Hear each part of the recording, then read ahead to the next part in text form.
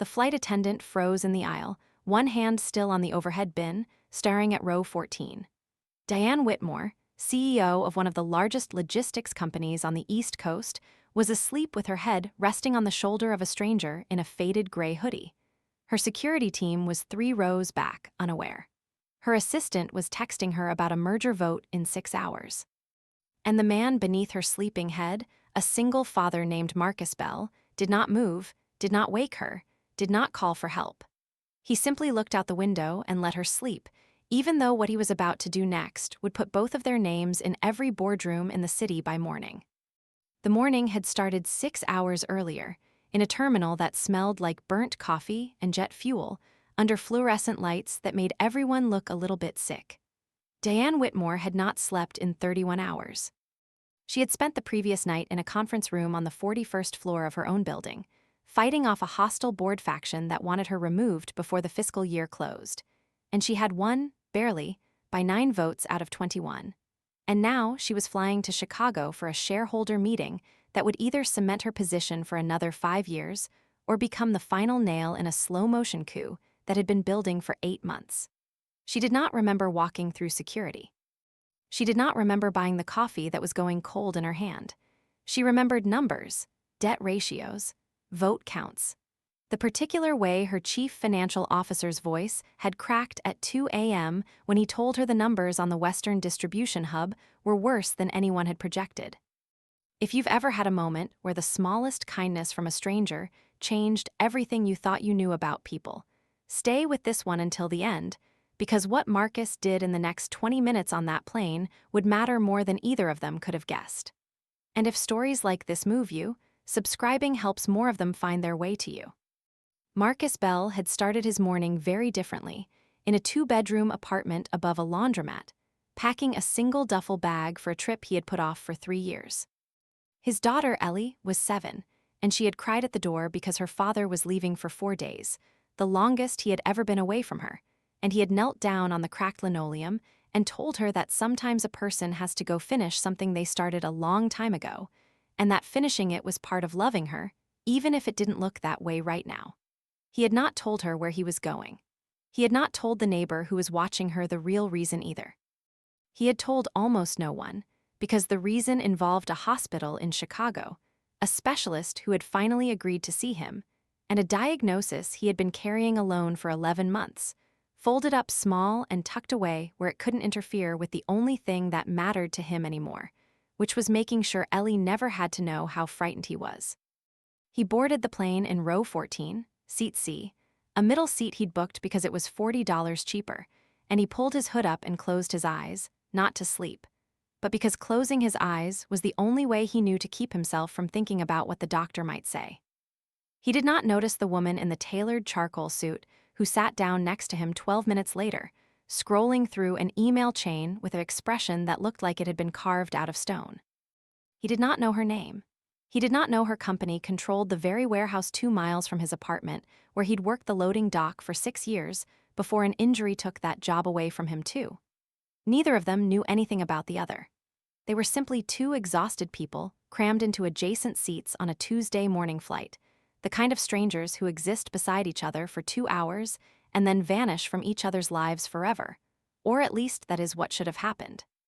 Somewhere over Pennsylvania, 38 minutes into the flight, Diane Whitmore's body did what 31 hours without sleep eventually forces every body to do. Her phone slipped from her hand into her lap. Her head, which had been resting against the window, tilted, drifted, and came to rest on the shoulder of the man beside her, the stranger in the gray hoodie who had spent the last half hour with his eyes closed and his jaw tight, trying not to think about biopsies. Marcus felt the weight land on him before he understood what it was. He opened his eyes slowly. He turned his head just enough to see the top of a woman's head, dark hair pulled back into a severe knot that had come slightly loose, resting against the seam of his sleeve, her breathing slow, and even for the first time since she'd sat down. He could have shifted his shoulder. He could have cleared his throat, made a small, polite sound, the kind that wakes a person without embarrassing them. Almost anyone would have. But Marcus Bell had learned something in the last 11 months that most people never learn until it's forced on them, which was that sleep, real sleep, the kind where the body finally surrenders, was a mercy that very few people in this world ever get to receive, and even fewer get to give. He had watched his late wife go 3 years without a full night of it during her own illness, watched exhaustion carve her down to something thin and brittle long before the disease itself did. He knew what it looked like when a person was running on fumes. He recognized it now, in a stranger's collapsed posture, in the way her hand had gone slack around a pen she'd been gripping like a lifeline. So he stayed still. He angled his shoulder just slightly to make it steadier for her. He reached down, without thinking too hard about it, and picked up the folder of papers that had begun sliding off her lap, papers dense with numbers and terms he didn't fully understand, quarterly projections, board resolutions, something with the word merger underlined 3 times in red, and he set them gently on the empty tray table beside her untouched coffee. Then he looked back out the window, and he let her sleep. What Marcus did not know, could not have known, was that in exactly 2 hours and 40 minutes, that folder would be the reason he ended up standing in front of 11 members of a hostile shareholder board, being asked a question no one in that room expected a stranger in a hooded sweatshirt to answer. The flight attendant who had frozen in the aisle was named Priya, and she had been working this route for 6 years, long enough to recognize a first-class upgrade denied, long enough to recognize exhaustion when she saw it, and long enough to know better than to interrupt whatever was happening in row 14. She continued her cart down the aisle without a word. But she noticed. And when she came back through 20 minutes later to collect trash, she noticed something else, something that made her slow down entirely.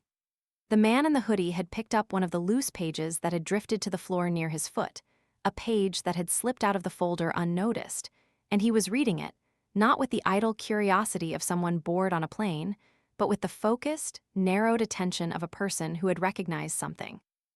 Marcus had spent 6 years on a loading dock reading manifests, shipping schedules, freight allocation reports, the invisible architecture that keeps a company's promises to its customers. He knew what a distribution network was supposed to look like on paper, because he had spent half a decade watching one function from the inside, watching trucks come and go on schedules that had to be exact to the minute, or the entire chain collapsed. And the page in his hand, a single stray sheet from Diane Whitmore's board briefing, described a distribution consolidation plan that made his stomach tight. Because it was the same warehouse, the same routing structure, the same numbers he used to track by hand on a clipboard 6 years ago, except now they were being used to justify closing 3 regional hubs and routing everything through a single overloaded facility that Marcus knew, with the certainty of someone who had lived it. Could not physically process that volume without catastrophic delays during peak season. He almost set the page down. It wasn't his business. He was a stranger on a plane with a woman's head on his shoulder and a hospital appointment waiting for him in 4 hours that he was more frightened of than he had let himself admit even to himself. But something about the page kept pulling his eyes back to it, the way an old habit pulls a person back toward familiar work. And by the time Diane Whitmore's eyes fluttered open 40 minutes later, disoriented, momentarily unsure of where she was or why her neck ached in an unfamiliar way, Marcus Bell had read the entire consolidation plan twice. She sat up fast, the particular fast of someone realizing they have done something deeply unprofessional in front of a stranger, her hand flying to her hair, her face flooding with a color that had nothing to do with the plane's dry air. "I am so sorry," she said, the words clipped and automatic, the apology of someone who apologizes the way other people breathe, without thinking, purely as reflex. "I don't know what happened. I haven't slept in over a day. I should have." She stopped herself, gathering the folder from the tray table with hands that were not quite steady, and it was only then that she noticed the loose page in the stranger's hand, and her stomach dropped in a different way entirely. "That's confidential," she said, quieter now, sharper. "Where did you get that?" "It fell," Marcus said simply. "Off your lap." "I picked it up so it wouldn't get lost." He held it out to her, and for a moment neither of them moved because something in his expression had shifted the temperature of the interaction, something careful and deliberate that did not match the posture of a man who had merely picked up a dropped page. Diane took it back, folded it into the stack, and for the first time actually looked at the person beside her, really looked, the way you look at someone when your instincts tell you there's more here than you initially assumed. You read it, she said. It wasn't a question. Marcus considered lying. It would have been easier. It would have got him left alone with his window and his fear and the 4 hours he had left before he had to sit in a waiting room and hear a word that might rearrange the rest of his life. But he thought of Ellie, thought of the promise he'd made himself the day her mother died, that he would never again let fear talk him out of saying something true when it mattered. I did, he said. I'm sorry, it was already loose on the floor and I wasn't trying to pry, but once I started reading it, I couldn't stop, because I used to work loading docks for 6 years, and that hub you're planning to route everything through, the one in the plan, it can't hold that volume. Not during Q4. It'll collapse under itself in about 11 weeks, right when your customers need you most. For a long moment, Diane Whitmore said nothing at all. The plane hummed around them. Somewhere behind them, a baby was crying, and a drink cart rattled down the aisle, and none of it registered, because she was staring at a stranger in a hooded sweatshirt who had just, with no warning and no credentials and no reason to care, identified the exact flaw that her own logistics team had spent 6 weeks failing to see. The flaw that her CFO had hinted at in vague, uneasy language at 2 in the morning without ever quite nomming it. The flaw that, if she was being honest with herself in this raw, sleep-deprived moment, she had felt humming somewhere in the back of her mind for days without being able to locate it. Say that again, she said, slowly, from the beginning. And if you're the kind of person who believes the truth has a way of finding the room it's needed in most, even from the last person anyone would expect to carry it, make sure you're subscribed, because where this story goes next is going to surprise you. Marcus hesitated only a second before he began, not because he doubted what he knew, but because some old, careful part of him understood that once he said this out loud to a person like her, there was no taking it back. He told her about 6 years on a dock in the warehouse 2 miles from his apartment, the very one, though he did not yet know it was hers, moving freight from 4 in the morning until his shoulder gave out on a January night when a pallet shifted wrong and put him on medical leave he never fully returned from. He told her about the way a single hub model looked clean on a spreadsheet and became a nightmare on the ground the moment volumes spiked. Because paper didn't account for the loading dock bottleneck at 6 a.m., didn't account for driver fatigue rules, didn't account for the fact that a truck delayed by 40 minutes at the first stop cascaded into a missed window at every stop after it. He told her, in plain, unpolished language that had none of the vocabulary of her boardrooms, but all of the precision of someone who had lived inside the machine she was only reading about, exactly where her plan would break and roughly when. Diane listened with the particular stillness of a person recalibrating everything they thought they understood in real time. She had 2 engineering degrees and an MBA from a school whose name opened doors before she even finished the sentence, and she had built her entire career on being the smartest person examining any given problem. And here was a man in a $40 middle seat, a man she would not have looked at twice in an elevator, dismantling 6 weeks of consultant-built strategy with the calm authority of someone statting the color of the sky. "What's your name?" she said finally. "Marcus," he told her, "Marcus Bell." She wrote it down, not on her phone. On the back of the very page he'd handed her, in small, precise handwriting, the way a person writes something they intend never to lose track of.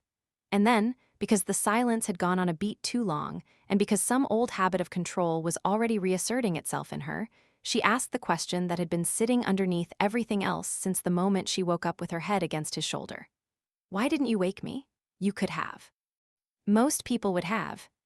Marcus looked out the window for a moment before he answered, watching the clouds break apart over farmland he couldn't name. "Because you looked like someone who hadn't slept in longer than you should have had to," he said, "and I know what that costs a person. I watched my wife go through it for 3 years before she passed. Sleep isn't something you interrupt in someone if you can help it. Not when it's real. Not when they finally got there." Something in Diane Whitmore's chest, something that had been clenched tight for 31 hours, for 8 months, arguably for longer than that, since somewhere around the time she'd stopped remembering the last vacation she'd taken or the last dinner she'd eaten that wasn't standing over a conference table, loosened by a fraction she did not have a word for yet. "I'm sorry," she said, and this time the apology meant something different than the reflexive one from 20 minutes earlier. "About your wife." Marcus nodded once, the way a person nods when they've made peace with a fact without ever making peace with the loss underneath it.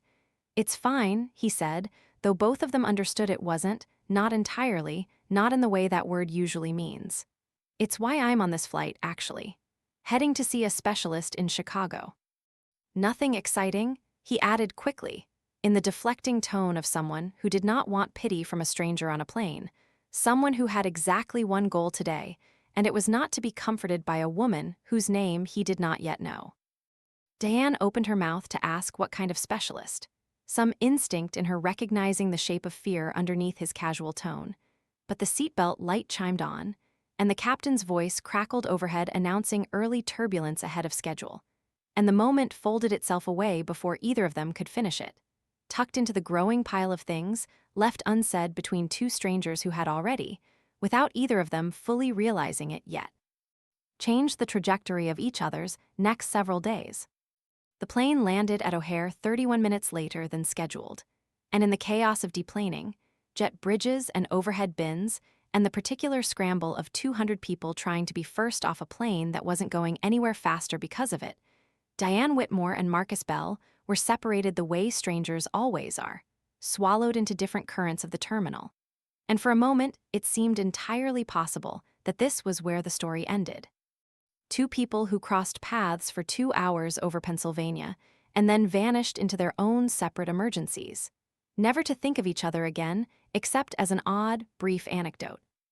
Diane made it 4 gates down before she stopped walking entirely, stood still in the middle of the concourse while a river of travelers broke around her, and looked down at the page in her hand with Marcus Bell's name written on the back of it in her own handwriting. She thought about the shareholder meeting in 5 hours. She thought about the consolidation plan her own team had championed, the plan that a stranger with no engineering degree and no MBA had unraveled in under 2 minutes, using nothing but 6 years of lived experience she would never have had access to in a boardroom. She thought about the particular, specific kindness of a man who let an exhausted stranger sleep on his shoulder instead of shrugging her off, and how rare that kind of unwitnessed decency actually was in a world where almost every act of goodness these days seemed to happen in front of a camera. And then she turned around and started walking back the way she came, against the current, toward the gate where Marcus Bell, unaware that anyone was looking for him, was sitting in a plastic chair with his duffel bag between his feet, staring at a phone screen with a hospital's confirmation text open on it, trying to work up the nerve to call the number and confirm the appointment he had already changed twice out of fear. "Mr. Bell," Diane said, and Marcus looked up, startled, because nobody called him that, not since his last performance review 6 years ago on a dock that didn't exist for him anymore. "I need to ask you something," she said, "and I know this is strange, and I know you have somewhere to be, but I don't think I can walk into that shareholder meeting in 5 hours without asking it. Would you be willing to come with me?" Marcus blinked. "Come with you where?" he said. "To the meeting," she said, "as a consultant. I'll explain everything on the way, and I'll pay you for your time, whatever your time is worth, but I need someone in that room who actually understands what's on the ground, not what's on a spreadsheet, and in the last 2 hours, you've shown me more about my own company's blind spots than 6 weeks of paid consultants managed to find. I know how this sounds. I know I'm a stranger asking a stranger for something enormous with almost no context. But I watched you protect my sleep on a plane for reasons that had nothing to do with what you could get from me. And that tells me something about the kind of person you are, and I need that kind of person in the room today."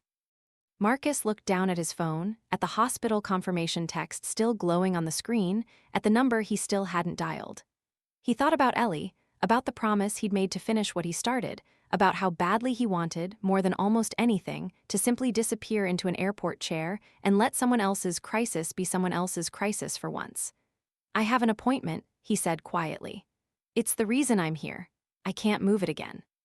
"I'm not asking you to move it," Diane said, something gentler entering her voice than had been there in the entire conversation so far. "The meeting isn't until 4. What time is your appointment?" 2, Marcus said. "Then we have time," Diane said. "Go to your appointment. I'll have a car waiting when you're done, and if after everything today you still want to come, the offer stands. And if you don't, if you walk away and I never see you again, I want you to know that what you did on that plane, the not waking me, the noticing what nobody else noticed, it already mattered more than you understand. I just want the chance to let it matter for more people than just me." Marcus sat with that for a long moment, the noise of the terminal rushing around them, and something in the directness of it, the total absence of performance or persuasion tactics in her voice, made him believe her in a way he hadn't expected to. "Okay," he said finally. "I'll go to my appointment. And then I'll call you. That's the most I can promise right now." "That's enough," Diane said. And she meant it. And she wrote her direct cell number, not her assistant's, not the general company line, on the back of the same page that already had his name on it, and handed it to him before turning and walking back toward the gate where her own car was waiting, leaving Marcus Bell standing alone in the terminal holding a piece of paper that connected him, however loosely, to a woman whose company he had once worked for without ever knowing her name.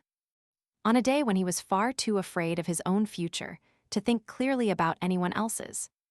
The hospital waiting room was the color of oatmeal, and Marcus sat in it for 51 minutes before his name was called. 51 minutes in which he thought, in no particular order, about Ellie's face at the door that morning, about his late wife's hand in his during her own worst appointments, about the strange woman on the plane and the strange offer she had made him, about whether any of it would matter at all if the next hour went the way he feared it might.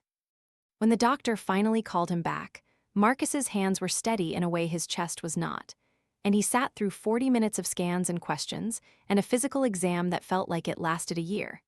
And at the end of it, the specialist, a quiet, careful man named Dr. Ackhaffer, folded his hands on the desk and told Marcus that the mass they had been monitoring for 11 months had not grown, that the biopsy from 3 weeks ago had come back benign. That what Marcus had been carrying like a stone in his chest for nearly a year was, as of today, no longer a threat to his life. Marcus sat very still in the chair. He did not cry, not right away, not until he was back in the hospital parking lot with his phone in his hand and nobody to call, except a 7-year-old who was at school and wouldn't understand the relief in his voice even if he tried to explain it, and an elderly neighbor who had her own worries to carry. He stood beside a stranger's car in a parking lot in a city that wasn't his, and he let himself cry the way he hadn't let himself cry in 11 months, quietly, with his hand pressed against his mouth, because he had spent almost a year preparing to tell his daughter something he now, miraculously, did not have to tell her, and the weight of that reprieve nearly buckled his knees. It was in that parking lot, wiping his face with the sleeve of his gray hoodie, that he took the folded page out of his pocket and looked again at the number written on the back of it in careful, deliberate handwriting.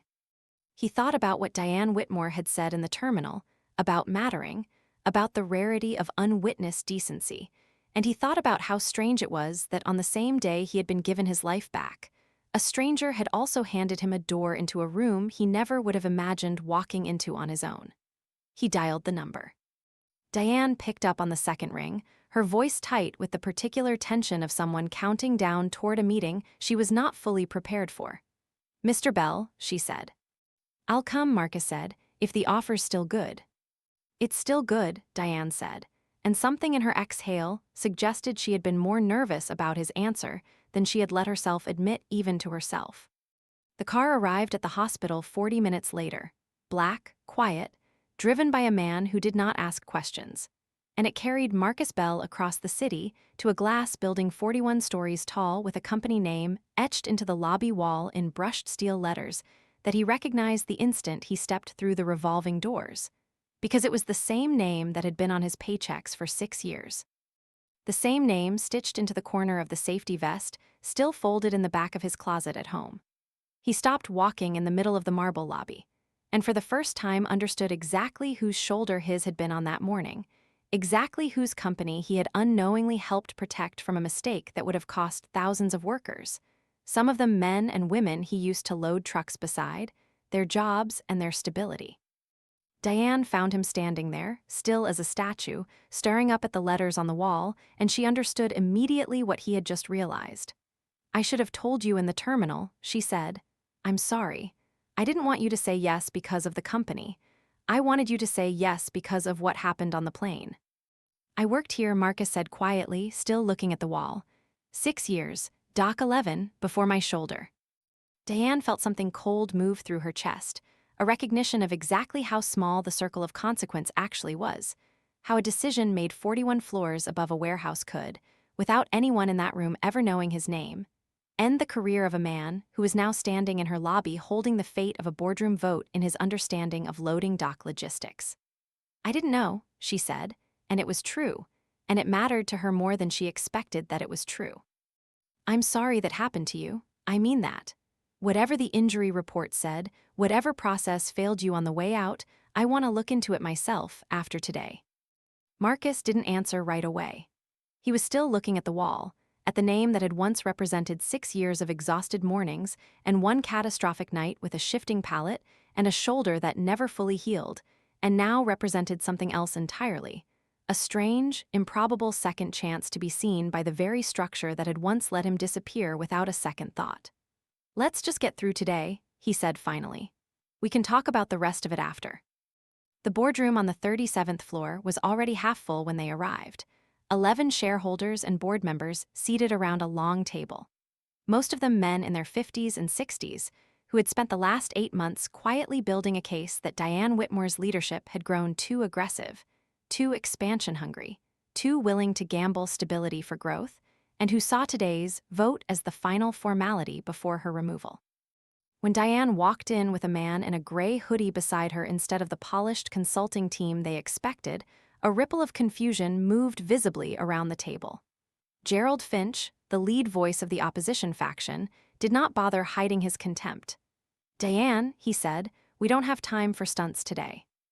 "This isn't a stunt," Diane said, taking her seat at the head of the table while Marcus remained standing near the door, suddenly aware of every eye in the room and the fact that his hoodie, comfortable an hour ago, now felt like the wrong uniform for a war he hadn't known he was walking into. "This is Marcus Bell. He spent 6 years on our loading docks before an injury on this company's watch ended that career. And 4 hours ago, on a plane, he identified a structural failure in the consolidation plan that this board has spent 6 weeks approving, a failure that our own paid consultants missed entirely. I asked him here because I believe if we vote on this plan today without hearing what he has to say, we will be voting to collapse our Western distribution network during the most critical quarter of the year. And I am not willing to let that happen because it's inconvenient to admit our experts got it wrong." The room went very quiet, the particular quiet of people recalculating whether the person speaking still held enough power to be worth listening to. Gerald Finch leaned back in his chair, arms crossed, the posture of a man already certain of the outcome.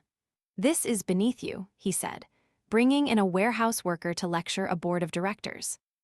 Marcus felt the old, familiar instinct rise in him, the instinct to shrink, to apologize for taking up space in a room built for people who had never had to load a truck at 4 in the morning to make rent.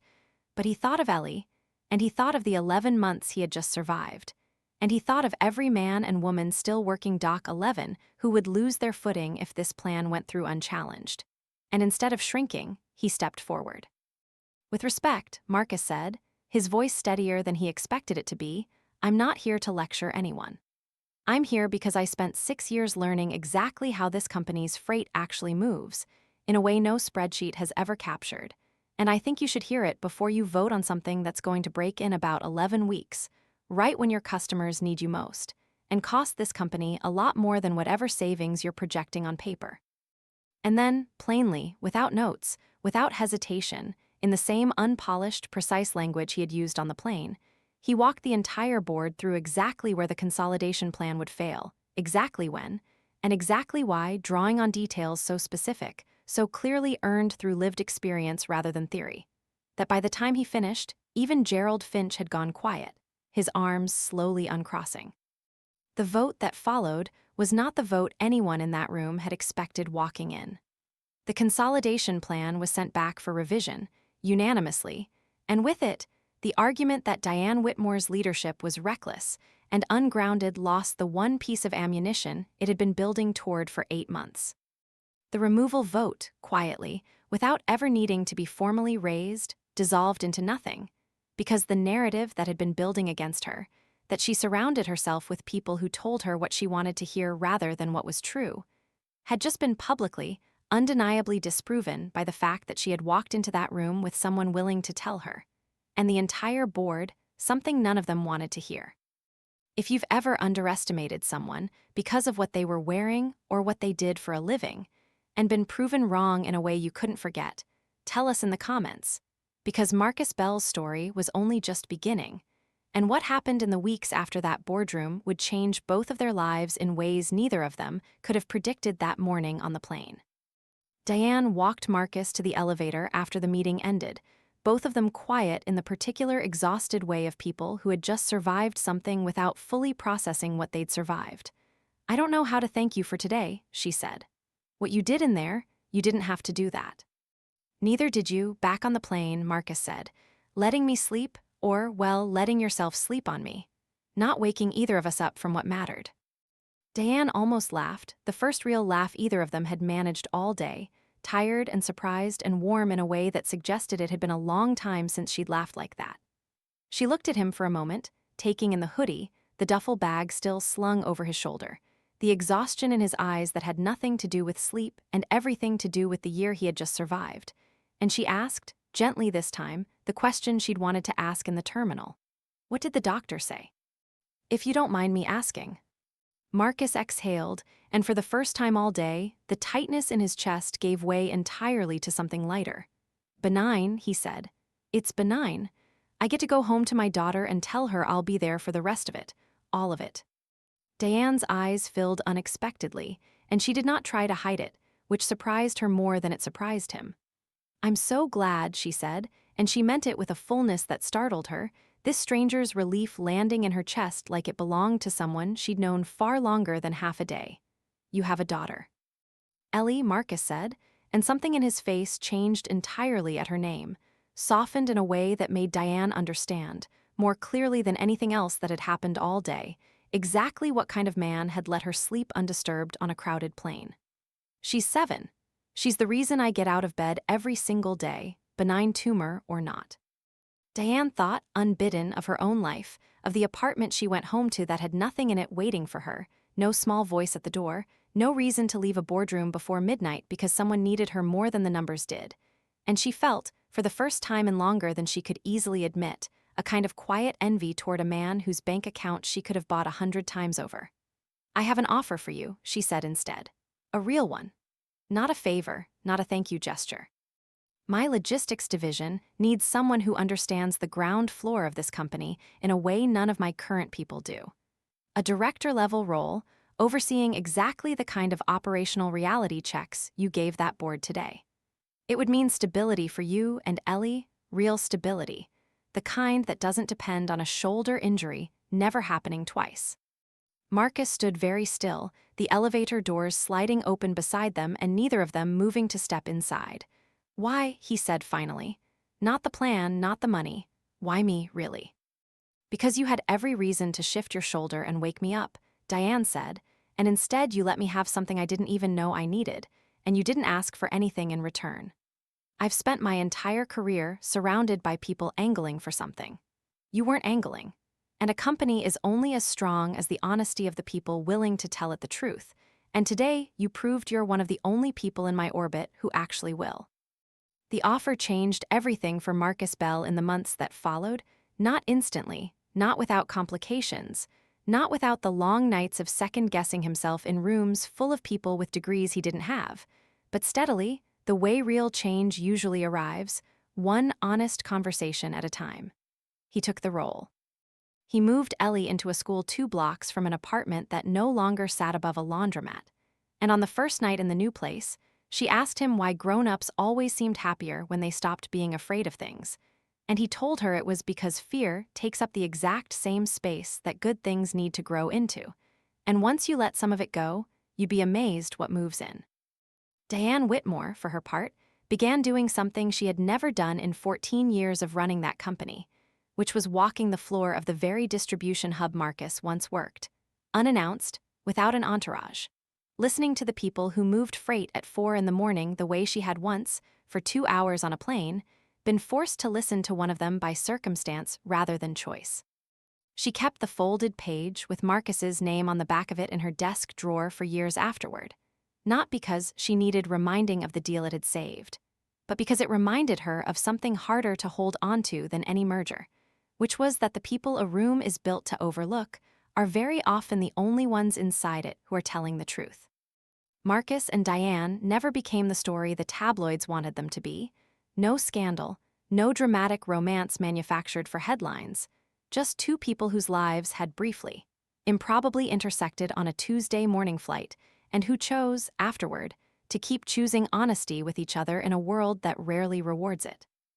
Ellie grew up knowing the story only in fragments, the version her father told her at bedtime, about a woman who fell asleep on a stranger's shoulder and woke up trusting him more than she trusted almost anyone else in her life, and about how sometimes the bravest thing a person can do is simply refuse to shrink when the room expects them to. And somewhere in that glass tower on the 37th floor, long after the vote had been forgotten by everyone except the two people it changed most, there remained a quiet, permanent understanding that had nothing to do with titles or shareholder value. That decency offered with nothing expected in return has a way of finding its way back around, often from the last direction anyone thought to look. If this story moved you even a little, if it reminded you that the smallest, quietest kindnesses are often the ones that end up mattering the most, share it with someone who needs the reminder today, and subscribe for more true-to-life stories about the people we too often overlook and the moments that prove we shouldn't.